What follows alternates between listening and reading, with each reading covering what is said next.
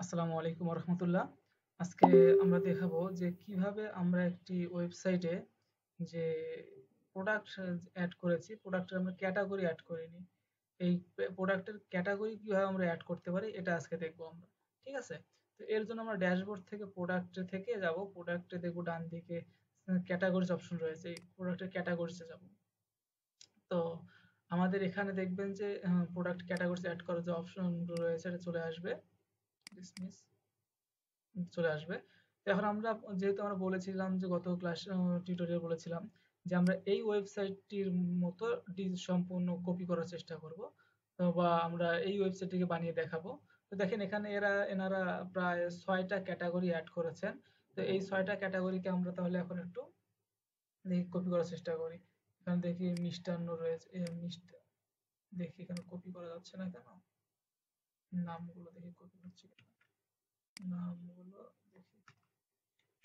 হ্যাঁ, bakery item, food, মিষ্টান্ন, bakery item, food, fast food, তেল মশলা, খেজুর, অর্গানিক ফুড, টোটাল কয়টা হলো? ৩, ২, ৫ আর ৬, ঠিক আছে। এই ৬টাকে আমরা এখন মিষ্টান্ন আমরা ক্যাটাগরিতে অ্যাড করব। নামটা কপি করলাম। কপি করে আমাদের আমরা এখানে এই যে অ্যাড নিউ ক্যাটাগরি, এখানে নাম দিতে হবে, আমাদের ক্যাটাগরির নামটা দিতে হবে, আমরা কোন ক্যাটাগরিতে অ্যাড করতে চাই। তো এখান থেকে আমরা নামটা সিলেক্ট করে এখানে নামটা দেবো মিষ্টান্ন।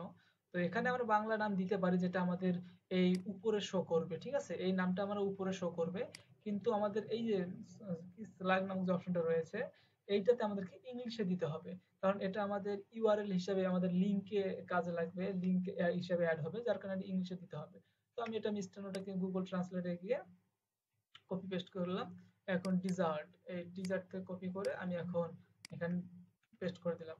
দিয়ে ক্যাটাগরি দিয়ে ক্যাটাগরি আমাদের প্যারেন্ট ক্যাটাগরি, যেটা আমাদের মূল ক্যাটাগরি রয়েছে, এটা আমাদের যে ক্যাটাগরি রয়েছে একদম প্রধান ক্যাটাগরির অন্তর্ভুক্ত, যার কারণে এখানে কোনো সাব ক্যাটাগরি নেই।